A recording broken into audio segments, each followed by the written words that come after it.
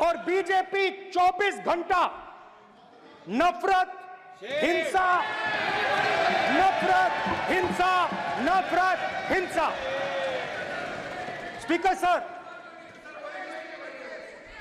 कहां तक इन्होंने डर फैला दिया है?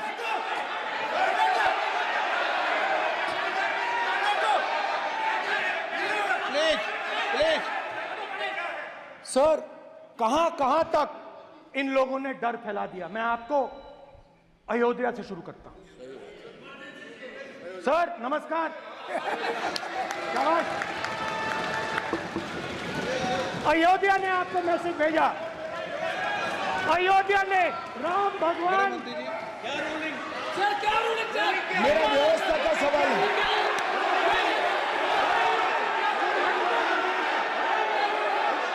इस सदन के नियमों की पुस्तिका, इससे कुछ सदस्यों को क्या मुक्ति दे दी गई है? आपके गाइडेंस के बाद भी बार बार तस्वीर बताना, पूरे बीजेपी को हिंसा कर रही है ऐसे कहना, खड़े होकर एक दूसरे के बीच में हस्तधून करना, सारे नियम इनको लागू नहीं होते हैं। नियम मालूम नहीं है तो ट्यूशन रख ले साहब। सदन इस तरह से नहीं चल सकता है।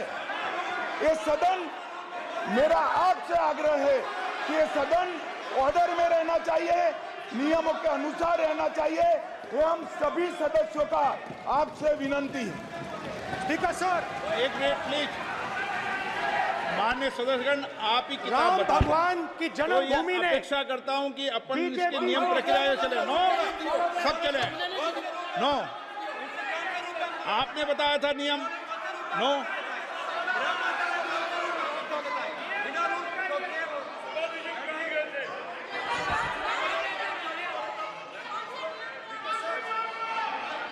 माइक दीजिए सर। हाँ सर, मेरा सवाल है सर, इस माइक का कंट्रोलर किसके हाथ में? प्लीज बैठिए, बैठिए सर ये ऑफ होता है, प्लीज माने बैठिए प्लीज। ये बार कई बार विषय उठ गई और बहुत गंभीर, और माननीय सदस्य, आप प्रतिपक्ष के नेता हैं, आप सदन के बाहर भी ये बात कहते हैं कि माइक बंद कर देते हैं। मैंने कई बार आग्रहपूर्वक किया कि आसन पर इस तरीके का आरोप नहीं लगाएं। नो, प्लीज बात सुनिए। आसन पर सभी दल के, प्लीज, आसन पर सभी दल के लोग बैठते हैं और सभी दल के लोग सभापति तालिका पे हैं और सब जानते हैं कि एक व्यवस्था होती है, जिस भी माननीय सदस्यों को आग्रह किया जाता है बोलने का वो बोला जाता है, और जिसको आग्रह नहीं किया जाता उसका माइक चालू नहीं होता। आप बोलने के लिए खड़े, आपका माइक कभी बंद नहीं हुआ, कभी बंद नहीं हुआ। आप अगर आसन में जो भी विराज रहे हैं वो अगर आपका नाम नहीं पुकारते हैं तब माइक चालू नहीं होता। ये व्यवस्था हमेशा इस सदन की रही है, पुराने में भी और नए में भी।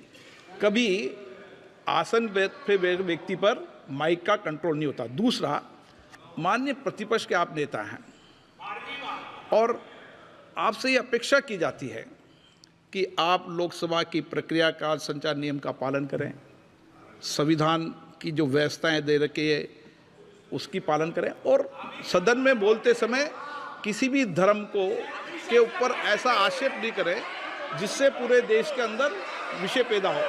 ये आपसे अपेक्षा की जाती है। सर, मैं बिल्कुल आपकी रिस्पेक्ट करता हूं स्पीकर सर, मगर मेरे भाषण के बीच में सच्चाई ये है कि माइक ऑफ हो जाता है। मैं क्या करूं, हो जाता है वो। अब आपने देखा मैंने अयोध्या शब्द यूज किया और माइक ऑफ हो गया। नो,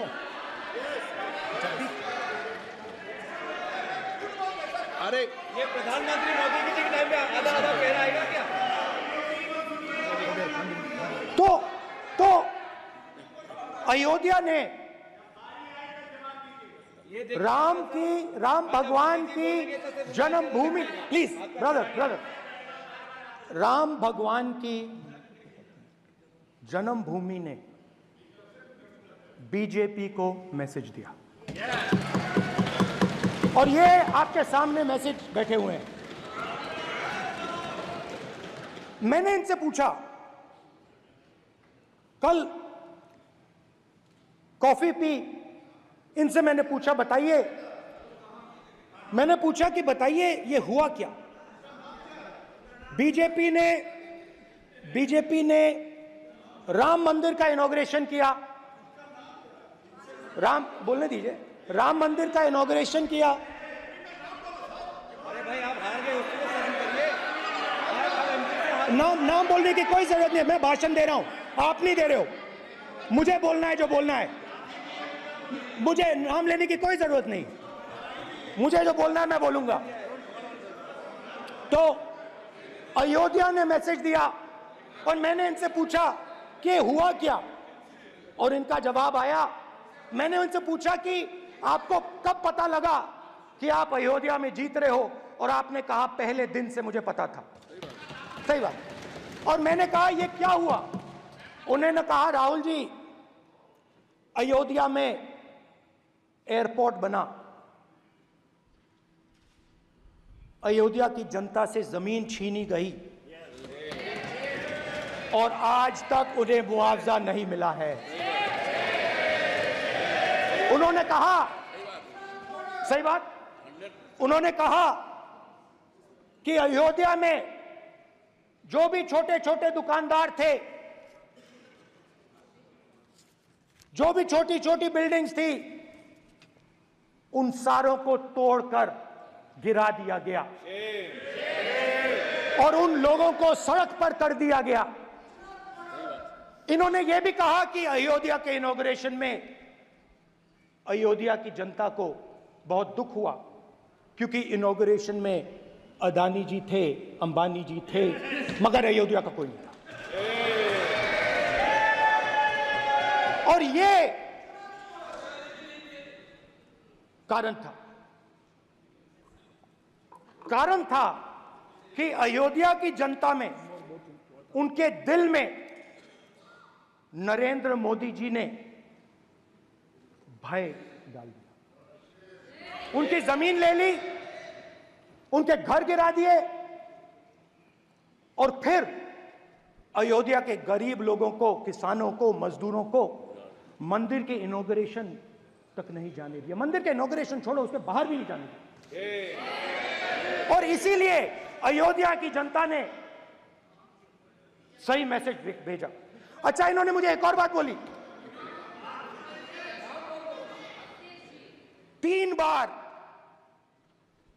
इन्होंने कहा कि 3 बार नरेंद्र मोदी ने टेस्ट किया, 2 बार क्या मैं अयोध्या से लड़ जाऊं, और सर्वेयर्स ने कहा अयोध्या में मत लड़ जाना, अयोध्या में मत लड़ जाना, अयोध्या की जनता हरा देगी। और इसीलिए प्रधानमंत्री वाराणसी गए और वहां बच के निकले।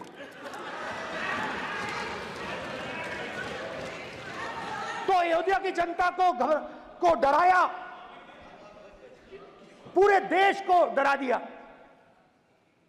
मैं आपको बताता हूं, आज सुबह में आया,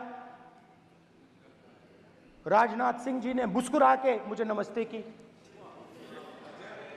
और मोदी जी बैठे हैं, मुस्कुराहट नहीं, सीरियस,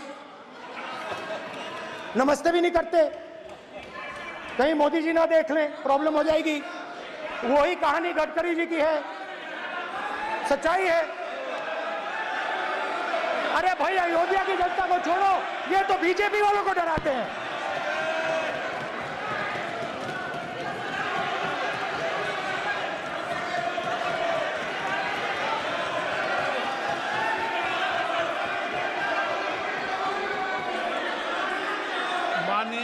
सर क्या है?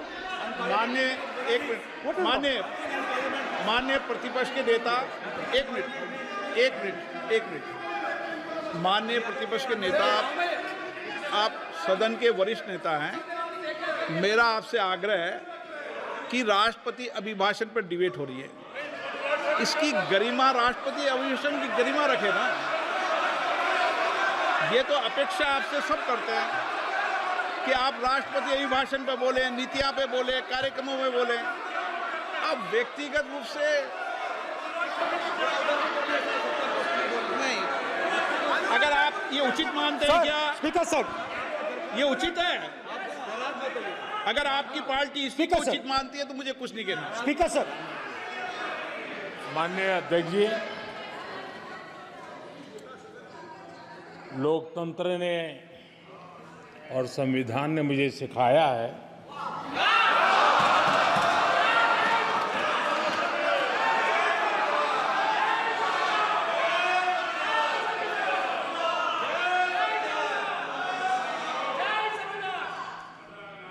कि मुझे विपक्ष के नेता को गंभीरता से लेना चाहिए।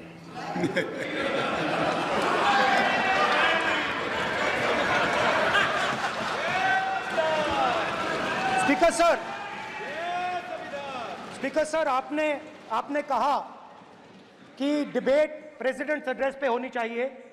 ये जो मैंने किया है, अनुराग ठाकुर जी ने अयोध्या की बात की थी, अनुराग ठाकुर जी ने सनातन धर्म पर आक्रमण की बात की थी, इसीलिए मैंने ये किया है।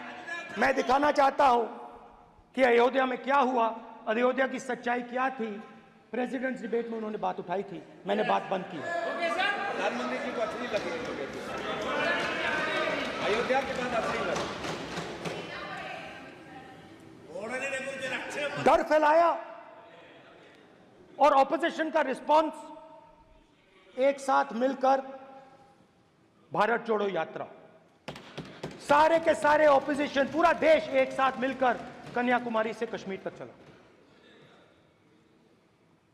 और जो आपने डर फैलाया, उसके बारे में यात्रा में बहुत कुछ सुनने को मिला।